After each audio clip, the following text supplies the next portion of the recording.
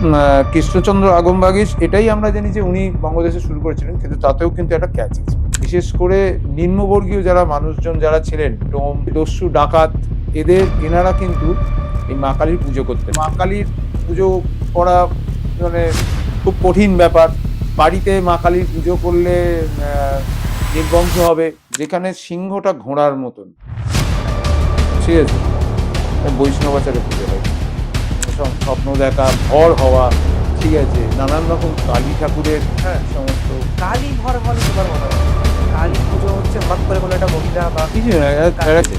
মা পীতবর্ণা কালী আছেন, মা কৃষ্ণবর্ণা কালী আছেন, মা শ্যামাঙ্গী কালী আছেন, শ্বেতকালীও রয়েছে।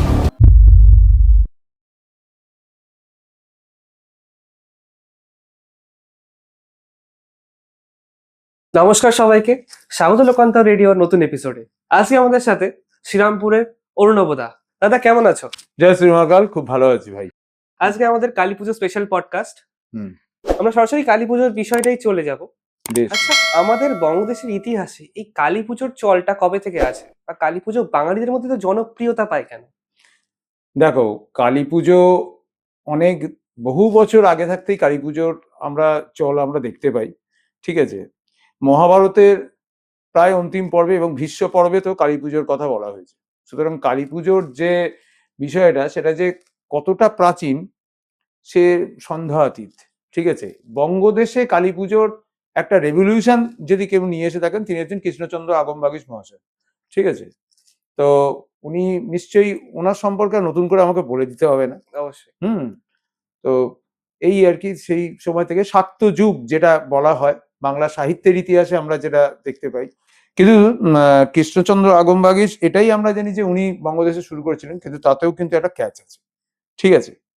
তো তারও অনেক আগে থাকতে আমাদের বাংলাদেশে বিশেষ করে নিম্নবর্গীয় যারা মানুষজন যারা ছিলেন, ডোম এবং অবশ্যই দস্যু, ডাকাত, এনারা কিন্তু এই মা কালীর পুজো করতেন, এবং মা কালী একটা অন্যরকম আর রূপে পুজো হতো, ঠিক আছে। যে মা কালীর রূপটা মা কালীর ধ্যান মন্ত্রের মধ্যেই রয়েছে।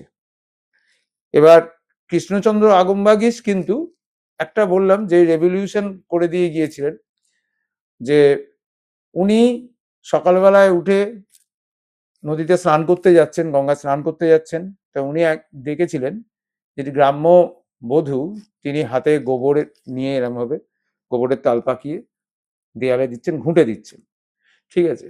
এবং তার মাথার ঘোমটাটা খুলে যায়, মানে ঘুঁটেটা দিতে গিয়ে, এবং ওই মুহূর্তে আগমবাগীশ মহাশয় ওই রাস্তা দিয়ে হাঁটছেন, আগমবাগীশ মহাশয়ের দিকে উনি তাকিয়ে উনি জিভ কেটে ফেলেছিলেন, ঠিক আছে। তো ওই জিভ কেটে ফেললেন এবং তাকালেন। এই পুরো যে বিষয়টা আর কি, এই পুরো বিষয়টাই ওনার কাছে যে মাতৃরূপ, যে এই তো আমার মা, এই আমার মা কালী, মা কালীর যদি এমনটা যদি রূপ হয়, ঠিক আছে, তাতে কত সুন্দর হয়, ঠিক আছে। আচ্ছা, মানে মানে এর আগে শুধু ডাকাত বা নিম্নবর্গীয় লোকের কাছে লিমিটেড ছিল, এরপরে কি একটা জনগণের মানে প্রচার পেল? ভীতি ছিল মা কালীর, মানে এরকম একটা বলতাম যে মা কালীর পুজো করা মানে খুব কঠিন ব্যাপার। বাড়িতে মা কালীর পুজো করলে আহ, নির্বংশ হবে, ইত্যাদি ইত্যাদি, এরকম নানা রকম রিউমার্স তো আছেই। তবে হ্যাঁ, এটা তো সত্যি কথাই যে মা কালীর পুজো করাটা অতটাও সহজ নয়। যেমন ভাবে এখন, মানে আমি একটু বললে আশা করি, মানে বলতে পারি তো নাকি? হ্যাঁ, হ্যাঁ, তো অবশ্যই অবশ্যই। এই মুহূর্তে আমি আমি নিজে দেখেছি আর কি, বিশেষ করে দীপান্বিতা কালী পুজোর যেহেতু প্রসঙ্গ নিয়ে শুরু হলো আলোচনাটা আমাদের। তো দীপান্বিতা কালী পুজোতে আমি দেখেছি অনেক পুরোহিত একদিনে দুখানা করেও কালী পুজো করে দেন, ঠিক আছে। আচ্ছা, তো আমি তো, বাবা সত্যি কথা বলছি, আমি একদিনেই মানে এক বেলা ধরে করতে পারলে ভালো হয় আর কি। আমার তাতেও যেন মনে হয় আমি অনেক কিছু ভুল করে ফেললাম।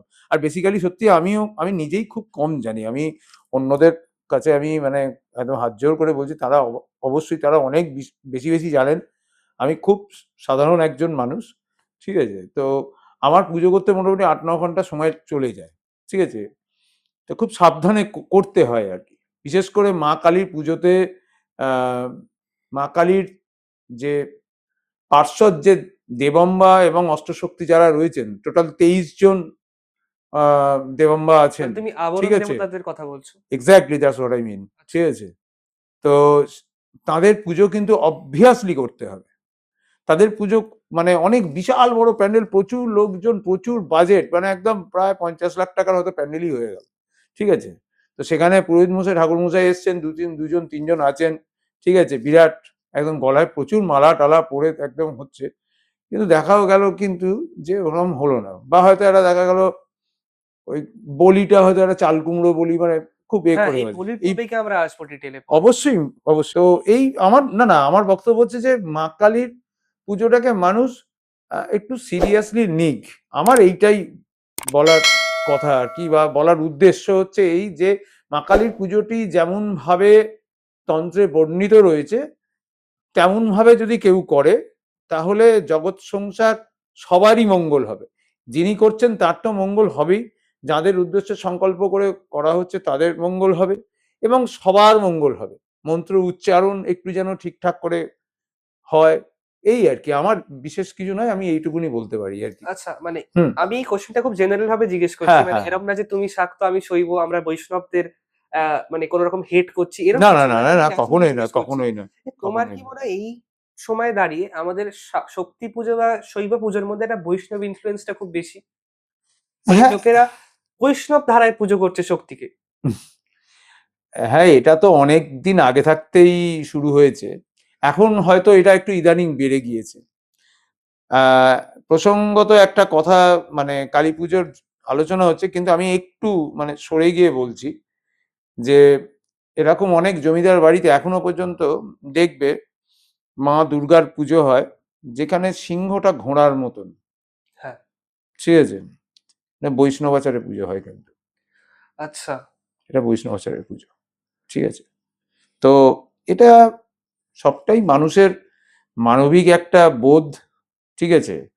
এবং এই মানবিক, যার যেমন বোধ, যিনি যেমন ভাবে বিষয়টাকে গ্রহণ করছেন তিনি তেমন ভাবেই মাকে আরাধনা করবেন। তবে মানে অ্যাকর্ডিং টু কালিকা পুরাণ, মহাকাল সংহিতা এবং আমাদের গুরু মহারাজ, আমার গুরু মহারাজ অবধূত সুরজিতানন্দরাম ভৈরব, হ্যাঁ, এনাদের যে গাইডেন্স, এনার যে গাইডেন্স, যা শিক্ষা, সেই শিক্ষা দীক্ষা অনুযায়ী আমরা যেরকম ভাবে পুজো করি, বা আমি অন্তত যেভাবে পুজোটা করার চেষ্টা করি, ঠিক আছে, সবার উরা দেবী, যেমন ভাবে উনি বলেছেন, তো ওই একদম পুরো ওই কালিকা পুরাণ, ঠিক আছে, মহাকাল সংহিতা, ঠিক আছে, বৃহত্তন্ত্রসার, এই সমস্ত জায়গা থেকে এইগুলো থেকেই করা হয় আর কি। মানে এগুলো করা উচিত বলে মনে করি। আচ্ছা, আচ্ছা, এই যে চাল কুমড়া বলি দেওয়া বা বলির সাবস্টিটিউট খুঁজে বের করা, হুম। মানে এটা কতটা শাস্ত্রীয় অশাস্ত্রীয়, বা এটা কতটা মানে মানে দেবীর পুজোর হিতে হচ্ছে অনিতে হচ্ছে, বা এটাতে কোনো ক্ষতি হতে পারে যে না, না, দেবীকে না, আমি না, দিচ্ছি? না, সেটা সেরকম নয়। স্বামীসান্ন বলি, আমিষান্ন বলি, এরা দুটোই আছে, আহ, শাস্ত্রে রয়েছে সেটা। এখন ব্যাপার হচ্ছে যে মা বলি প্রিয়ে। আমার বক্তব্য হচ্ছে অনেক জায়গায় এরকম আছে, অনেকে বলছেন যে কিছুই বলি দিও না, বলি ছাড়াই করো, হ্যাঁ, আর ঠিক এর আছে। জন্য অনেকজন নাকি স্বপ্নে দেখেছে যে নাকি মা তাদের আদেশ দিয়েছে যে তাদের মা মানে কি বলি চান না। ওরে বাপরে বাবা, আমি জানি না, আমি অত্যন্ত সাধারণ মানুষ। মায়ের স্বপ্ন এরকম হবে আমি যদি পেতাম তাহলে তো আমি ধন্য হয়ে যেতাম। আমি খুব সামান্য সাধারণ একজন মানুষ, লাইন ধারে থাকি, ঠিক আছে। আমি I have no idea anymore এই ব্যাপারটাতে নিয়ে। তারা এইসব, তারা এখন এরকম ঘুরে বেড়াচ্ছেন, তাদের মানে তাদের এখন বিরাট বৃহস্পতির এখন সাংঘাতিক যোগ, একদম তুঙ্গে রয়েছে আর কি, ঠিক আছে। তারা এইসব বলছেন টলছেন, আমি জানি, আমিও মাঝে মাঝে একটু আধটু সোশ্যাল মিডিয়া চর্চা করি, আমিও একটু দেখি আর কি, আমার একটা ভাঙা মোবাইল আছে সেখানে দেখি, হ্যাঁ। তো এইসব স্বপ্ন দেখা, ভর হওয়া, ঠিক আছে, নানান রকম কালী ঠাকুরের হ্যাঁ, এই সমস্ত কালী ভর হওয়া নিয়ে তোমার মতামত কি, যে হুম, কালী পুজো হচ্ছে হঠাৎ করে কোনো একটা মহিলা বা কিছু না, মানুষ কালী একটা ভর? খেটো তলতা বাঁশ দিয়ে তাকে দু চার ঘা যদি একটু সপাটে আদর করা যায় তাহলে খুব ভালো হয়, আমি এটা মনে করি আর আচ্ছা, কি। আমার ব্যক্তিগত মানে অভিমত, কেউ আমার অপরাধ নেবেন না, আমাকে রাস্তায় মারধর একদম। করবেন না যেন, হ্যাঁ, ঠিক আছে। শুধু পশ্চিমবঙ্গে হয়তো এটা একটু কম, হ্যাঁ। কিন্তু নর্থ ইন্ডিয়া দেখতে গেলে কালী নিয়ে মানুষের খুব ভীতি। মানে হুম, হুম, কালীকে একটা প্রজেক্ট করছে একটা মানে মারাত্মক রক্ত খেকো কোনো দেবী, মানে সে দেবী না, হুম, সে একটা মানে আসরিক কিছু একটা ব্যাপার। হ্যাঁ, আর লাইক ডেমন, ডেমনিক একটা কিছু, মানে ডেমনিক যেরকম একটা আমরা কিছু, ব্ল্যাক ম্যাজিক বা কোনো হ্যাঁ, ওয়েস্টার্ন এটা অকাল্টে টু মাচ দেখি। Negative entities. হ্যাঁ, এক্স্যাক্টলি, এক্স্যাক্টলি। হ্যাঁ, মানে তার জিভ ফিভ দেখাচ্ছে, সে হ্যাঁ, একটা হ্যাঁ, ভয়ানক কিছু। হ্যাঁ, এই ভীতিটা কেন মানুষের? এটা ওই সেই ছোটবেলায় আমরা পড়েছিলাম না যে অয় অজগর আসছে তেড়ে। আরে অজগর কেন আসবে শুধু শুধু তেড়ে? অজগরে খেয়ে বসে কাজ পড়েনি? পাগল নাকি এরা? এই এক শ্রেণীর মানুষের এগুলো একটা নানা রকমের চরিতার্থ করা, মানে উদ্দেশ্য চরিতার্থ করা আর কি, ঠিক আছে, যাতে ওখানে ওই ওনাদের চিন্তা ভাবনাটার মধ্যেই সবাই সীমাবদ্ধ থাকুক, ঠিক আছে। ম্যাম বলছে মা দুর্গা কে, মা কালী কে, হ্যাঁ গায়ে কোনো মানে কোনো এ নেই, লজ্জা নারীর ভূষণ, এসব আর কি এরকম। হ্যাঁ, এটা তো স্পেশালি নর্থ বিষয়টা ইন্ডিয়াতে খুব আছে বিষয়টা যে এক্স্যাক্টলি মানে জামা যে কাপড় শূন্য শূন্য তত্ত্ব, যে সেই শূন্য তত্ত্বের মধ্যেই তোমাকে কিন্তু নিয়োজিত হতে হবে। আমরা সবাই শূন্যের মধ্যেই রয়েছি, আমরা মহাশূন্যের মধ্যেই রয়েছি। আমরা পৃথিবীটা কোথায় রয়েছে? যে বলছে, যারা এই ধরনের বলছে তাদের বাবার জায়গার মধ্যে রয়েছে নাকি? পৃথিবীটাও তো মহাশূন্যের মধ্যেই তো রয়েছে। অ্যাকচুয়ালি মহাশূন্য তত্ত্ব যেটা, হুম। সেটাই তো মা কালী। মা কালীর চোখ দুটো দেখো, মা কালীকে দেখো ভালোভাবে, ঠিক আছে। আবার কিন্তু দেখ, এরম বললেও আবার ভয় লাগে। এখন আবার আমি এরম বলবো, আর একজন কেউ বলবে যে ওই তো উনি বলেছিলেন, হ্যাঁ মা কালীকে দেখো। আমি দেখলাম রাত্রিবেলায় মা কালী এসে বললো, হ্যাঁ তুমি আমার মেয়ে, তুমি এবার সবাইকে দীক্ষা টিক্ষা দিয়ে দাও। আমি এরকম হয়েছে রিসেন্টলি, এরকম হচ্ছে ঘটনা টটনা দেখছি আর কি। হ্যাঁ, আজকাল ভয়ঙ্কর ভয়ঙ্কর ব্যাপার স্যাপার হচ্ছে, ঠিক আছে। আচ্ছা, এটা নিয়ে আমি কোনো কমেন্ট না না, আমি ওই একটুখানি বললাম আর কি, যারা বুদ্ধিমান, যারা শ্রোতা, যারা দর্শক, তারা বুঝে যাবেন হ্যাঁ, আমি অবশ্যই। কাদের উদ্দেশ্যে এই বার্তাটি দিলাম আর কি। আচ্ছা, হ্যাঁ আচ্ছা, আমাদের পশ্চিমবঙ্গে তো সাধারণত দেখি যে কালীর প্রতিমা থাকে বাড়িতে। হ্যাঁ সবারই থাকে একটা। মানে ওটা হ্যাঁ থাকবেই। হ্যাঁ, পশ্চিমবঙ্গে কেউ হলে। অবশ্যই। কিন্তু ক্যালেন্ডারে সবচেয়ে বড় ক্যালেন্ডারে কথা এক্সাক্টলি। আমার। তাহলে তাহলে লোকেদের মাথায় এটা আসে কেন যে মানে কালীর প্রতিমা বা কালীর ছবি বাড়িতে রাখা যায় না? না, ওইগুলো এখন হঠাৎ করে ওই যে তুমি বললে না যে একটা কোনো একটা আহ, ধারাবাহিকতা হঠাৎ করে জেগে উঠেছে, উঠে তারা কিছু তাদের ওপিনিয়ন এস্টাবলিশ করছেন। তো দ্যাটস ওয়াই এটাও একটা ওই রকমই ব্যাপার, একটা নেগেটিভ ফিউশন তৈরি হচ্ছে, ঠিক আছে, শাক্ত সম্পর্কে। যে এখানে এমনিতেই অনেক আগেই তন্ত্রকে ম্লেচ্ছ সাধনা বলে আখ্যায়িত করা হয়েছিল।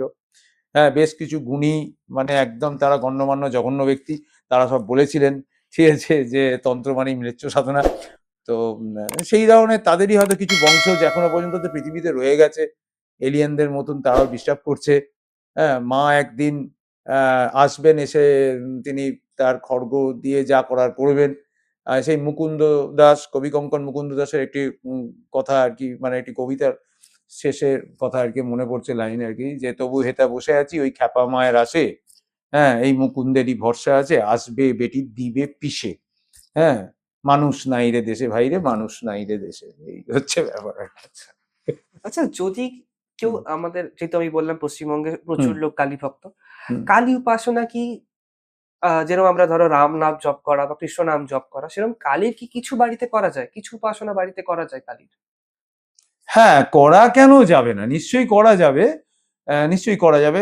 তবে আমার মতে বলে, উপযুক্ত গুরু, উপযুক্ত গুরু, সদ্গুরুর কাছে সারেন্ডার হওয়া দরকার আছে, এবং পূর্বজন্মের যদি স্বীকৃতি থাকে তাহলে তার জীবনে নিশ্চয়ই সদ্গুরু কৃপা সে লাভ করবেই করবে। সে যেখানেই থাকুক না কেন, যে অবস্থাতেই থাকুক না কেন, কোনো না কোনো ভাবে সেটা হবে।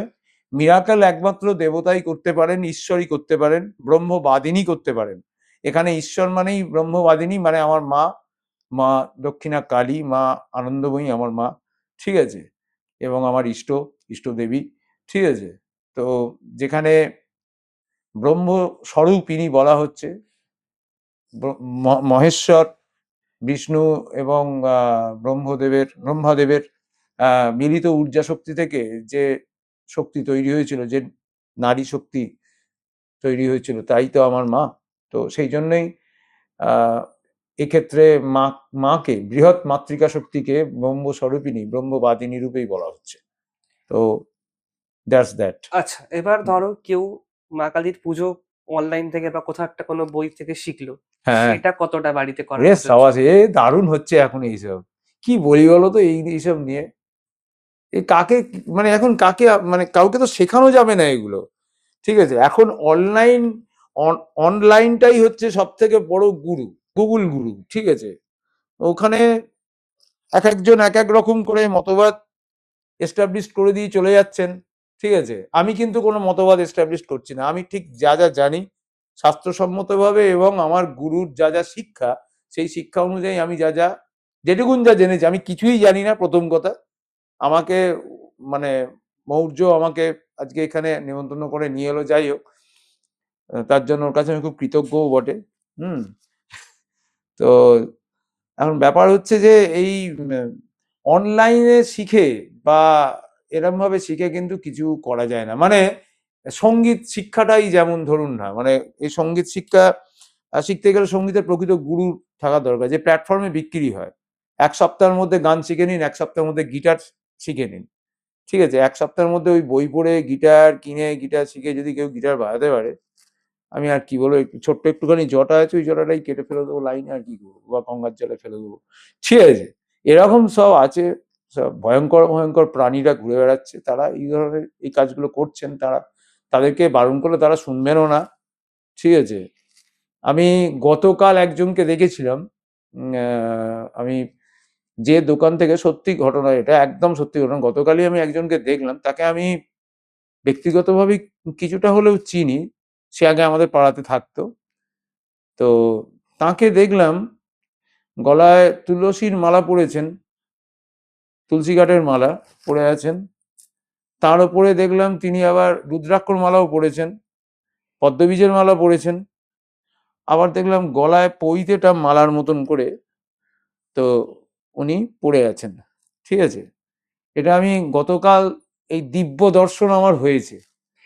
তো আমার গলা দিয়ে একটা গান একটুখানি গুনগুন করে ভাবছিলাম গাইবো, কতই রঙ্গ দেখি দুনে, তা বললাম না, থাক, দরকার নেই বাবা, ঠিক আছে, বেসুরো গান গেয়ে ফেললে মুশকিল আছে। আচ্ছা। তো আমি এটা দেখলাম, তো এখন হয়ে গেছে এগুলো হচ্ছে সব ওই ইন্টারনেট মার্গীয় ধারাতে। হ্যাঁ, যদি বৈষ্ণবী হই আমি, তাহলে আমি বৈষ্ণব মার্গীয় ধারাতেই থাকবো, ঠিক আছে? বা আমি বৈষ্ণব মার্গীয় ধারা থেকে আমি ট্রান্সফার করে নেবো, মানে আমি সবকিছুই পড়ে আছি, আমি সব, এরকম একটা ব্যাপার আর কি। যাই হোক, এরকম আমি কোনোদিন দেখিনি। তো হুম, তো এই শপিং মলের একটা, মানে একটা বড় শপিং মল হয়ে গেছে এখন এই ধর্মীয় এই জায়গাগুলো, একটা বড় একটা বিপণন কেন্দ্রতে পরিণত হয়েছে। হ্যাঁ, বিকিকিনির হাটে এখন মা কালী, আমার মা করাল বদনী, তিনি লাট খেয়ে যাচ্ছেন, আর কি বলবো, ঠিক আছে? এই হচ্ছে ব্যাপার। আচ্ছা। আচ্ছা। ঠিক আছে। আচ্ছা, কালীর যে আমরা রূপ দেখি দক্ষিণা কালী, হুম। কালীর যে ক্রম বা কালীর যে মানে যে স্টেপ বাই স্টেপ যে প্রসেস, যে কালীর রূপের পর রূপ যেটা আছে কালীর, সেইগুলো নিয়ে যদি তুমি নামগুলো উল্লেখ করো, তাদের নিয়ে একটু কিছু বলো। তো মা কালী, মা দক্ষিণা কালিকা আহ রয়েছেন। প্রথমে মা দক্ষিণা কালিকা, মা বামা কালী রয়েছেন, ঠিক আছে? মা রক্ষা কালী আছেন, ঠিক আছে? মা রটন্তী কালিকা আছেন, ঠিক আছে? মা পিতবর্ণা কালী আছেন, ঠিক আছে? মা কৃষ্ণবর্ণা কালী আছেন, মা শ্যামাঙ্গী কালী আছেন। এই যতগুলো কালী, আরো আরো অনেক আছে, আরো আরো বহু আছে, ঠিক আছে? হ্যাঁ, শ্যামা কালী, মহাকালী, ঠিক আছে, গুজ্জ কালী, ঠিক আছে, শ্মশান কালী, ঠিক আছে? তো এই সমস্ত মা, মাতৃকা শক্তি, মা মা কালীর কথা আমরা জেনেছি বা জানছি, ঠিক আছে? তো এখন ব্যাপার হচ্ছে এনাদের কিন্তু সব আলাদা আলাদা ডিফারেন্ট ধ্যান মন্ত্র আছে, ডিফারেন্ট বীজ মন্ত্র আছে, ঠিক আছে? পুজো করার প্রসেসটা এদের এক পুরো আলাদা আলাদা। হ্যাঁ, বেশিরভাগই। তবে রটন্তী কালী বা কৃষ্ণকালী, কৃষ্ণকালী বলে ইটসেলফ আলাদা কোনো কালী হয় না, রটন্তী কালীকেই কৃষ্ণকালী বলা হয়। ইনি একমাত্র কালী যিনি চতুর্দশীতে ইনি পূজিত হন, রটন্তী চতুর্দশীতে ইনি পূজিত হন, ঠিক আছে? মাঝখানে একটা ওয়েব সিরিজ, একটা কালীর রূপ খুব ফেমাস হয়েছিল, শ্বেতকালী, শ্বেতকালী। হ্যাঁ। এটা যদি তুমি রহস্য বলো, শ্বেতকালীটা আমরা হ্যাঁ, শ্বেতকালীও রয়েছেন, শ্বেতকালীও আছেন, অবশ্যই তিনি ইনি এক্সিস্ট দক্ষিণা করছেন, কালীর মতন। অবশ্যই, হ্যাঁ হ্যাঁ হ্যাঁ, অবশ্যই আছেন। এবং হুগলি জেলার আটপুরের কাছে, আটপুর বাজারে শ্বেত সিদ্ধেশ্বরী মায়ের বিগ্রহ আছে। আমি ওখানে যাই মাঝে সাঝে, গিয়ে মাকে প্রণাম করে আসি, অসাধারণ। হুম। মা সিদ্ধেশ্বরী দক্ষিণা কালিকা রূপ। আর একটা হচ্ছে রাজবলহাট, হুগলি জেলার, ঠিক আছে? ওখানে মা হচ্ছেন বিশালক্ষী রূপে এ করে, ওখানেও মাকে শ্বেতকালী রূপে বলা হয়। ওটা স্বপ্নাদিষ্ট দেবী বিগ্রহ, ঠিক আছে। ওনারা প্রতিদিন মায়ের মাছ ভোগ হয়, মৎস্য দিয়ে মায়ের ভোগ নিবেদন করেন, এবং মাকে প্রতিটা বেলায় বেলায় শাড়ি চেঞ্জ করা হয়। এটা কিন্তু এক্সিলেন্ট লাগে দেখতে। তো গিয়ে একবার দেখে আসতে পারো, খুবই ভালো লাগবে। অত্যন্ত ঐতিহাসিক একটা জায়গা, হ্যাঁ, ঐতিহাসিক গুরুত্বপূর্ণ একটা জায়গা। এবং ওই আটপুর বাজারের ওখানে মা সিদ্ধেশ্বরী একদম শ্বেতকালী রূপের ওখানে পূজিত হচ্ছেন, মহাসমরে পূজিত হচ্ছেন, ঠিক আছে। আচ্ছা, বলি নিয়ে আমরা একটা কথা বললাম, যেরকম আমরা দেখি মেষ বলি দুর্গাপুজোতে খুব প্রচলিত বা হ্যাঁ, দুর্গাপুজো হ্যাঁ, দিতেই হয়। হ্যাঁ, হ্যাঁ, সেরকম যারা ভেজ বা হ্যাঁ। আমি ভেজ বা আমি নন ভেজ, পাঠা বলি দেওয়ার কি বিশেষ গুরুত্ব আছে কালী পুজোর সময়? ছাগ বলির কথা বলা হয়েছে। শাক বলি। ইয়েস, ছাগ বলির কথা বলেছে। অবশ্যই মা বলি প্রিয়, মা একদম 200% মা বলি প্রিয়, ঠিক আছে। আমাদের চণ্ডীতে মা চামুন্ডা, যেখানে মা মা মা দুর্গার কপাল থেকে, সেখান থেকে আবার কিন্তু মা চামুন্ডা রূপে মা কিন্তু ওখান থেকে বেরোচ্ছেন, ঠিক আছে। তো চণ্ডী তো আমাদের একটা খুব ইম্পর্টেন্ট একটা গ্রন্থ, ঠিক আছে। তো সেই জায়গাতেও মায়ের বলির কথা কিন্তু বলা হয়েছে। সুতরাং বলি কোনো রকম ভাবে আমি ভীষণভাবে বলিকে পছন্দ করি। এবং অ্যাকচুয়ালি এই বলি চণ্ডীর পুজো করতে গেলেও আমি একটু মানে অন্য প্রসঙ্গে সামান্য মানে 2 সেকেন্ডের মধ্যে বলেছি, চণ্ডীর প্রসঙ্গ মানে পুজো করতে গেলেও যদি পঞ্চাঙ্গ সস্তায়ন যদি করতে হয়, সেখানেও আমরা একটি বলি দিই। সেখানে হয়তো ছাক শিশু বলি হচ্ছে না, বা হয়তো চাল কুমড়ো বলি হচ্ছে না, বা শশা বলি হচ্ছে না, বা আখ বলি হচ্ছে না, ঠিক আছে। সেখানে কিন্তু একটি বলি হয়, সেই বলিটি হচ্ছে পায়েস, পায়েস ভক্ত পায়েস। বলি হলো, হ্যাঁ। আশা করি পডকাস্টটা সবার ভালো লেগেছে। আজকে দাদাকে পেয়ে আমাদের খুব ভালো লাগলো। দাদা অনেক কিছু গুরুত্বপূর্ণ ইনফরমেশন আজকে আমার সাথে শেয়ার করলেন। আশা করি দাদাকে আমরা পরবর্তী এপিসোডে আবার ফেরত পাবো। আমারও খুব ভালো লাগলো, ঠিক আছে, এখানে আসতে পেরে। সবাই তোমরা ভালো থেকো, আপনারাও সবাই ভালো থাকুন। জয় মা।